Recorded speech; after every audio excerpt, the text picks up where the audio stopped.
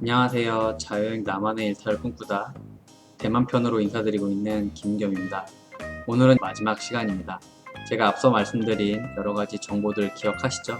이 정보들을 통해서 어떻게 계획을 세울지, 그리고 여행을 가실 때 알고 가면 좋은 것들 위주로 말씀을 좀 드리려고 합니다. 그 전에 제가 한 가지 더 말씀드릴 게 있는데요. 혹시 저번 시간에 제가 허오통에서 펑리수라는 걸 말씀드렸는데 기억하시나요? 이 펑리수는 대만의 대표적인 디저트인데요. 이 양 과자 사이에 이 파인애플 잼이 들어있는 아주 맛있는 간식입니다. 그래서 워낙 유명하다 보니까 대만을 갔다 오신 분들은 한 번쯤은 꼭 드셔보시고 또 선물로도 많이 구매해 오시는 건데요. 펑리수 같은 경우에는 한국에서 꽈배기라든가 단팥빵처럼 어느 제과점을 가시던지 구매하실 수 있는 제품입니다. 그렇다 보니까 좀 맛있고 좀 괜찮은 제품을 구매하셔서 가져오시는 걸 추천을 드립니다. 좀 맛이 없는 건 제가 생각해도 조금 별로인 것들도 좀 있더라고요. 그래서 제가 지금까지 먹어본 것 중에서 괜찮은 것들 세 가지를 말씀드릴 건데요. 첫 번째는 치아더입니다. 이 치아더는 현지 사람들도 많이 찾고 있고 또 중국에서 오는 관광객들이 정말 많이 사가는 이 디저트 중에 하나인데요. 보시면 포장도 상당히 고급스럽습니다. 그리고 가격도 다른 펑리수에 비해서 조금 있지만 한번 드셔보시면 그 맛에 반하시게 될 겁니다. 이 펑리수 같은 경우에는 버터의 함량이 높은 편이라서 담백하면서 그 파인애플 과육의 신맛이 좀 덜해서요. 아무래도 처음 드시는 분들이라든가 조금 신맛을 싫어하시는 분들이 드시기에 참 좋고요. 이 사진이 바로 제가 아까 말씀드린 것처럼 사람들이 줄을 서서 기다리고 있는 겁니다. 그래서 가시면 줄을 서시는 거에 대해서는 어느 정도 감안을 하셔야 되기 때문에 여기를 간다라고 생각하시면 어느 정도 시간 여유를 두시고 가시는 걸 추천을 드리겠습니다. 두 번째는 써니힐입니다. 저는 이 써니힐을 상당히 좋아합니다. 이 써니힐이 제가 말을 하면서 약간 침이 고였는데 이 써니힐에 들어있는 과육이 상당히 뭔가 가미하지 않은 파인애플 과육스러운 맛이 납니다. 그래서 상당히 제가 다른 펑리수에 비해서 좋아하는 브랜드인데요. 여기 같은 경우에는 보시는 것처럼 포장도 좀 깔끔하고 좀 작은 편입니다. 그래서 들고 오시기도 불편하지 않게 가져올 수 있고요. 여기 특징 같은 경우에는 써니힐 매장을 가시면 이렇게 차와 써니힐 제품 하나를 서비스로 줍니다. 그래서 한번 드셔보시고 고르라는 써니힐의 자신감이라고 저는 생각을 합니다. 그래서 매장 가시면 이 제품 드실 수 있으니까요. 한번 드셔보시고 고르는 걸 추천을 드리겠습니다. 세 번째는 썬메리인데요. 썬메리 같은 경우에는 앞서 말씀드린 치아더라든가 써니힐에 비해서 특징이 크기가 작습니다. 그래서 보시는 것처럼 한 꽉 안에 많은 제품들이 담겨져 있습니다. 사진 보신 것처럼 손바닥 안에 들어갈 만큼 작은데요.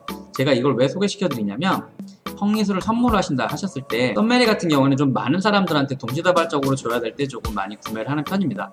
물론 맛은 절대 떨어지지 않습니다. 제가 생각했을 때 썬메리도 충분히 맛있는 맛이고요. 이 특징이 작다 보니까 소분해서 선물하기가 좋기 때문에 제가 추천을 한번 드린 겁니다. 그리고 썬메리 같은 경우에는 또 좋은 게 뭐냐면 이 융캉제에 위치해 있습니다. 치아더나 써니힐 같은 경우에는 그 매장을 가기 위해서 특별히 거기를 가야 되는데 썬메리 같은 경우에는 융캉제 기억하시죠? 융캉제 가신 김에 한번 구매해 보시고 드셔보신 다음에 괜찮다 생각이 드시면 선물용으로 사시는 걸 추천을 드리겠습니다. 이제 계획을 세우는 거에 대해서 이제 말씀을 드릴 건데 앞서 말씀드린 정보들을 기억하시죠? 보통 2박 3일 아니면 3박 4일로 많이들 가시더라고요. 그래서 제가 보통 이걸 나눠서 얘기를 많이 하는데요. 2박 3일 같은 경우에는 타이페이 시내에만 집중하라고 많이 말을 하고 최소 3박 4일은 돼야 아무래도 다른 근교 도시를 가보시라고 말씀드리고 있습니다. 근교 도시는 기억하시죠? 허우통, 징과스, 지우펀, 그리고 예류, 스펀 5개의 도시에 대해서 말씀을 드렸었는데 그 중에 한두 개의 도시를 가신다고 하신다면 3박 4일은 돼야 아무래도 가볼 수 있는 여유가 있으니까요. 본인이 며칠을 가실지를 고민해보시고 그 다음에 정하시면 좋을 것 같습니다. 두 번째, 이제 계획을 세울 때 보통 사람들이 욕심을 많이 내십니다. 난 여기도 가보고 싶고 난 저기도 가보고 싶고 많이 말을 하는데요. 사실 저도 처음에 여행을 갈 때 정말 욕심이 많았습니다. 그래서 여기도 가보고 싶고 저기도 가보고 싶고 해서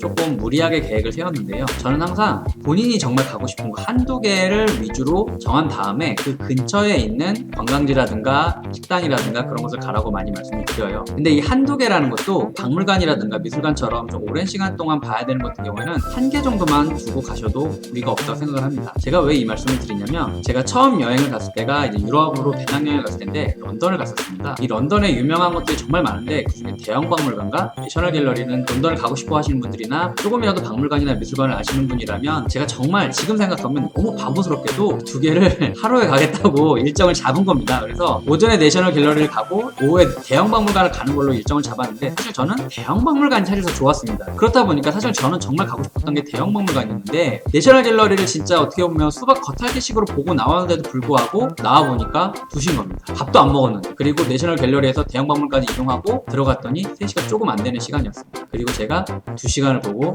나왔다는 정말 슬픈 이야기가 있습니다. 그래서 제가 항상 얘기를 하는 게 본인이 생각했을 때 본인이 정말 좋아하는 곳을 간다면 그냥 하나 정도만 잡는 것도 나쁘지 않다라고 말을 해요. 근데 보통은 욕심을 내기 때문에 더 많이 잡으시긴 합니다. 제가 또 정말로 말씀드리겠지만 한두 개 정도만 정하시고 그 외에는 조금 부가적인 걸로 생각을 하시면 좋을 것 같습니다. 그래서 선택과 집중을 하셔야 됩니다. 욕심을 조금 내려놓으셔야 됩니다. 미래의 나에게 양보를 좀 해주시는 거 부탁드리겠습니다. 현재의 내가 다 보고 오면 미래의 내가 볼 게 없어요. 그리고 현재의 내가 모든 걸 다 볼 수도 없습니다. 현재의 내가 모든 걸 보려고 한다면 아마 제대로 기억에 남지 않는 여행이 되실 수도 있습니다. 이제 조금 여행을 가시기 전에 알고 가시면 좋겠다라는 것들을 좀 말씀드리려고 하는데요. 거의 뭐 안전이라든가 조금 사건 사고 관련돼서 좀 말씀을 드리려고 합니다. 아무래도 자유여행 같은 경우에는 무슨 일이 벌어졌을 때 본인이 다 해결을 해야 되는 것이기 때문에 미리 마음의 준비라든가 대비를 하고 가셔야 실제로 그런 일이 벌어졌을 때, 물론 그런 일이 벌어지지 않는 게 제일 좋지만 그런 일이 벌어졌을 때 현명하게 대처하실 수 있다고 생각을 합니다. 여러분이 생각하는 가장 최악의 상황은 어떤 건가요? 돈을 잃어버린다거나 돈이 없어지는 거죠. 물론 제 기억 속에 가장 최악의 기억은 저는 다행히 아직까지 돈이라든가 여권을 잃어버린 적이 없기 때문에 그걸 제외하고 최악의 상황을 말씀드린 거지만 아마 제 얘기를 들어보시면 만만치 않게 최악의 상황이었구나라고 생각하실 수 있습니다. 제가 두 번째 배낭여행 갔을 때 크리스마스 이브 날 폼페이를 보고 나와서 숙소가 있는 소렌토로 가는 1시간짜리 기차 막차를 놓쳤을 때가 가장 저의 최악의 상황이었어요. 크리스마스 이브였기 때문에 기차도 빨리 끊겼고 제가 그 당시에는 좀 젊은, 좋은 말로 하면 팩이고 좋은 말로 하면 아둔했죠. 기차 1시간 정도니까 걸어가면 되지 않을까라는 생각으로 무려 8시간을 걸어서 내려가 본 적이 있습니다. 크리스마스 이브 날 남들 다 즐겁고 행복한 그 시간에 저는 거짓골을 하고 힘들게 걸어 내려갔던 그 상황이 가장 최악의 상황이었는데요. 물론 그 상황을 차지하고 나면 앞서 말씀드린 것처럼 돈이나 여권을 잃어버렸을 때가 가장 최악의 상황인데요. 이 두 가지 상황을 가정해서 어떻게 하셔야 되는지에 대해서 말씀을 드리도록 하겠습니다. 하지만 먼저 진정하십시오. 물론 돈을 잃어버렸을 때, 여권을 잃어버렸을 때 많이 당황하실 겁니다. 근데 그때 당시에 그 당황하는 마음을 조금 가라앉히셔야 본인이 하실 수 있는 조치들이 생각이 나고 또 행동에 옮기실 수가 있어요. 그런 일이 발생한다면 진정하라고 말씀드리고 싶습니다. 대만 같은 경우에는 우리와 수교 국가가 아닙니다. 대표부라고 해서 영사관의 역할을 해주는 곳이 있습니다. 그래서 이곳에 가서 여권을 이제 재신청하셔야 되는데 문제는 여권을 그냥 신청하시는 게 아니고요. 그래서 첫 번째 이민서 지역 사무소에 가셔가지고 이 여권 사진 2장하고 여권의 신분증을 내신 다음에 이걸 잃어버렸다는 신고를 하셔야 됩니다. 그리고 나서 지금 보이시는 것처럼 대표부에 가셔서 여권을 새롭게 단수 여권을 만드셔야 되는데요. 지금 보시면 알겠지만 서로의 거리가 좀 있죠. 항상 역하고 위치, 무엇을 가져가야 되는지 꼭 미리 기억하시고 가시는 걸 추천드리겠습니다. 이 모든 것들은 이 대만 관광청이나 이런 정보들을 얻을 수 있는 곳에서 검색을 조금만 해보신다면 충분히 잘 나와 있으니까요. 확인해 보시는 걸 추천드리고 제가 관련된 링크를 더 한번 들어가 보셔가지고 이런 여권을 잃어버린 거 외에도 여러 가지 상황에 대한 설명들이 잘 나와 있으니까요. 대만을 방문하실 거라면 여기 들어가셔서 한 번씩 보시는 걸 추천을 드리겠습니다. 지금 보시면 알겠지만 이 여권 사진이 총 4장이 필요합니다. 그렇다면 우리가 평소에 이런 일들을 대비해서 갖고 다녀야 되는 여권 사진이 몇 장인지는 아시겠죠? 여분으로 갖고 다니시는 것을 추천을 드리겠습니다. 그게 없다고 해서 모든 것을 못하는 건 아니고요. 이민서 지역사무소에 가시면 그 사진을 찍을 수 있는 우리로 따지면 즉석 사진기가 또 있으니까요.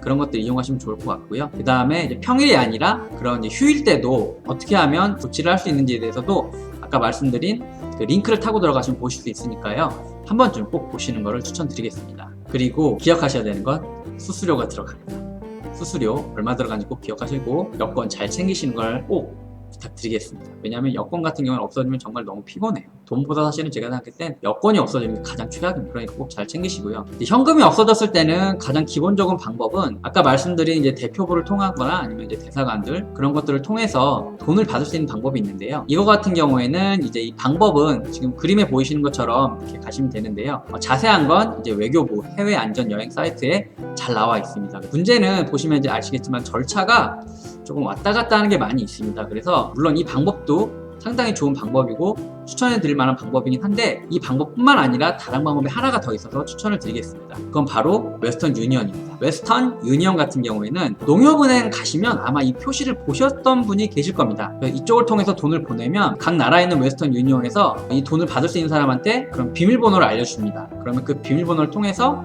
돈을 받을 수가 있습니다. 그래서 어떻게 보면 아까 보여드렸던 그런 방법들보다 좀 더 빠르게 돈을 받을 수 있는 방법이기 때문에 만약에 웨스턴 유니온을 찾을 수 있다면 그 지점을 확인할 수 있다면 그쪽에서 하는 것도 나쁘지 않다라고 생각을 합니다.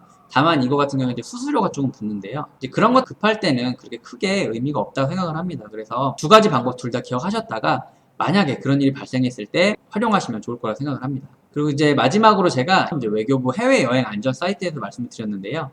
보시는 것처럼 주소가 상당히 간단합니다. 들어가셔서 무슨 일이 발생했을 때, 안 좋은 일이 발생했을 때 방법들에 대해서 보시는 걸 추천을 드리고요. 그리고 해외 안전 여행 어플리케이션을 설치하는 걸 추천을 드리겠습니다. 이거 같은 경우에는 들어가 보시면 설명들이 자세히 나와 있는데 제가 이 어플리케이션을 추천해드린 이유 중에 하나는 인터넷을 할 수 없는 상황에서도 사용이 가능한 어플리케이션입니다. 해외 같은 경우에 한국이 인터넷이 정말 잘 돼 있죠. 와이파이도 잘 돼 있고 뭐 데이터 그런 것도 잘 돼 있는데 해외 같은 경우에는 그런 것들이 잘 안 돼 있는 것들도 많이 있습니다. 그래서 인터넷을 할 수 없는 환경에 처해 있을 때 하필이면 그런 일이 발생할 수가 있거든요. 그 경우에 활용할 수 있는 방법 중에 하나이기 때문에요. 이 어플리케이션 꼭 까는 거를 추천을 드리겠습니다. 자, 이렇게 제 6번째 강의는 끝을 맺겠습니다. 지금까지 6개의 동영상을 통해서 자유여행을 떠나고 싶은 분들, 특히 대만을 가고자 하는 분들한테 조금이라도 도움이 됐으면 하는 마음으로 여러 가지 것들을 말씀을 드렸습니다. 어떻게 좀 도움이 되셨는지 모르겠네요. 지금은 우리가 여행을 떠날 수 없는 상황이지만 언젠간 이 상황이 종료가 되고 여러분도 그리고 저도 여행을 떠날 수 있는 상황이 올 것이라고 저는 굳게 믿고 있습니다. 그때 제가 말씀드린 여러 가지 정보들이 여행을 떠나고자 하는 분들한테 조금이라도 도움이 됐으면 참 좋겠습니다. 어서 빨리 그날이 왔으면 좋겠습니다. 항상 건강하시고요. 다른 재능나눔학교 그리고 교육문화 강좌, 인문학 강좌들도 많이 들어주세요. 감사합니다.